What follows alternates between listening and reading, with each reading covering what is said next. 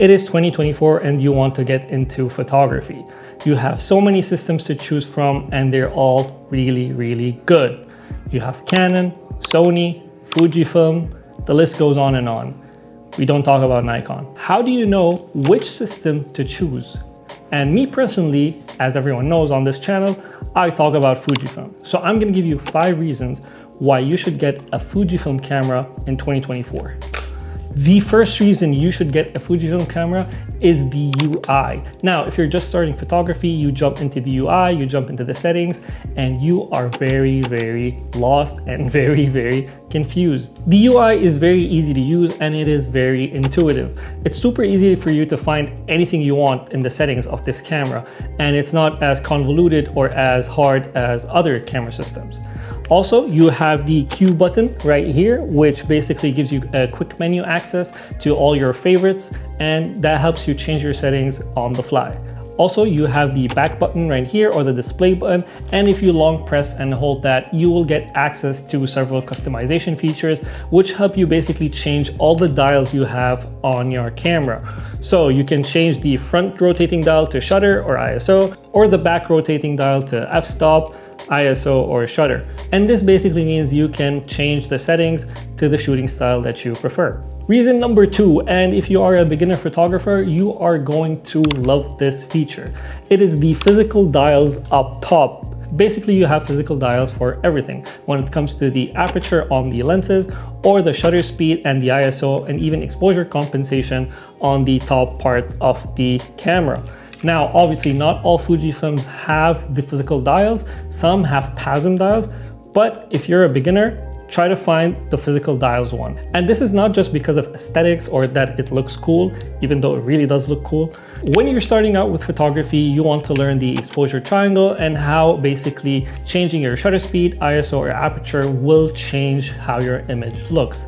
And having physical dials that you can see and manually turn and change will definitely help you learn the exposure triangle quickly and will help you understand how the exposure triangle works. Personally, when I started photography, I was using the physical dials at all times, and that definitely helped me improve my understanding of the exposure triangle and how to shoot in manual. Also, it makes it way easier for you to set aperture priority or shutter priority without having to dive into your settings.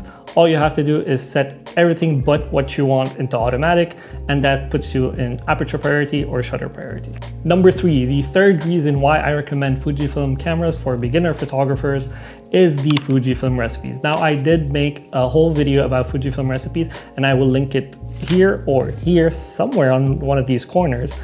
And basically what Fujifilm recipes do is basically they help you mimic old film stocks. And for anyone who's just starting out with photography and just wants to learn the basics such as like composition or the exposure triangle or how to shoot in manual, having film recipes helps you eliminate the post-processing step. And when you start out with photography, it's going to be very overwhelming. You have to learn how to use your camera, you have to learn how settings work, and you have to learn how to do post-processing. So starting out with something simple that you don't really have to think about too much, such as film recipes, helps eliminate the post-processing part and helps you really focus in and practice the basics that you need. Number 4, the fourth reason why you should get a Fujifilm camera is the lens ecosystem. Now, compared to other camera systems out there, Fujifilm, to be honest, when it comes to value for money, has, in my opinion, the best ecosystem. When you're starting out with photography, you might be tempted to go all out and buy all the latest expensive stuff, but if you don't know your basics, your photos will not look good. So starting out with lenses that aren't too expensive compared to Sony or Canon will definitely ease your mind when it comes to practicing photography.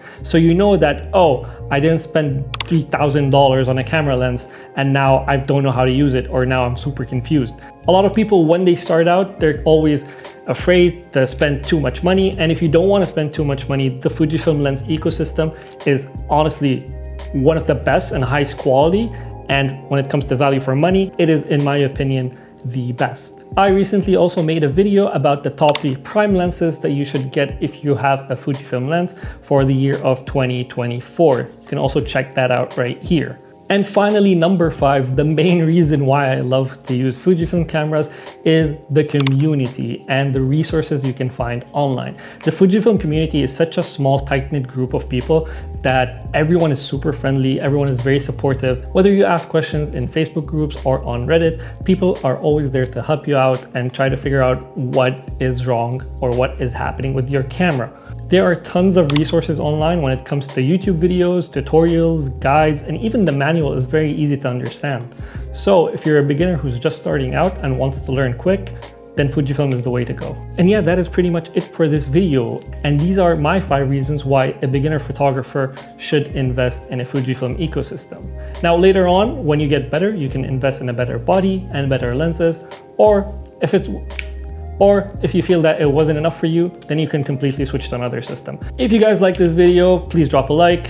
And if you want to subscribe, feel free. You don't have to. But thank you guys so much for watching, and I will see you guys in the next video. Bye.